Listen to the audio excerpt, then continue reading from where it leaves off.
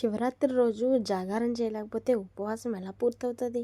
అందుకని మేము జాగారం చేయడం కోసం శ్రీ విఘ్నేశ్వర స్వామి ఆలయం దగ్గరికి వచ్చేసాం. ఈ ఆలయంలో శ్రీ అన్నపూర్ణ సమేత విశ్వేశ్వర స్వామి ఉన్నారు.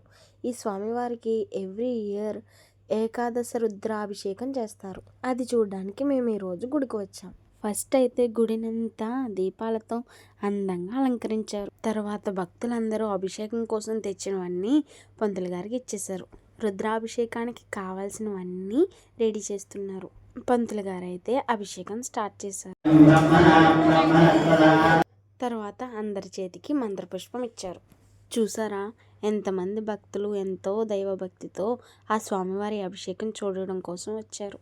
అందరికీ స్వామివారిని డైరెక్ట్గా అభిషేకం చూడడం కుదరదు కదా, అందుకని ఇలా పెద్ద స్క్రీన్ మీద అరేంజ్ చేశారు.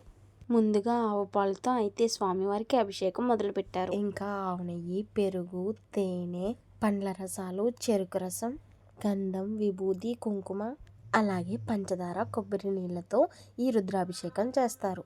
అలా రాత్రి 12 గంటల వరకు అభిషేకం చేస్తూనే ఉన్నారు. నాకైతే మధ్యలో చాలా నిద్ర వచ్చిందండి. కానీ అలానే స్వామివారి అభిషేకం చూస్తూ ఉన్నా. టైం 12 అవుతుంది, కానీ ఎవ్వరూ అలసిపోకుండా ఆ స్వామివారి అభిషేకాన్ని అందరూ అలా చూస్తూనే ఉన్నారు. ఇంకా అభిషేకం అయితే పూర్తయింది. స్వామివారిని అలంకరిస్తున్నారని అందరినీ కూర్చోమన్నారు. ఇంకా అందరం స్వామివారి హారతిని తీసుకున్నాం.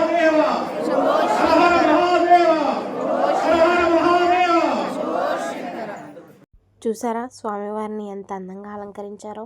ఇంకా అందరం తీర్థం, పాదుగులు తీసుకొని టిఫిన్ చేసాం. టిఫిన్ కూడా గుడిలోనే పెట్టారు. సో అదండి, మా ఈ జాగారం ఇలా జరిగింది. సరే మరి ఉంటాను. మళ్ళీ నెక్స్ట్ మినీ వ్లాగ్లో కలుద్దాం. Until then bye bye. Thanks for watching. Hara Hara Mahadeva, Shambho Shankara.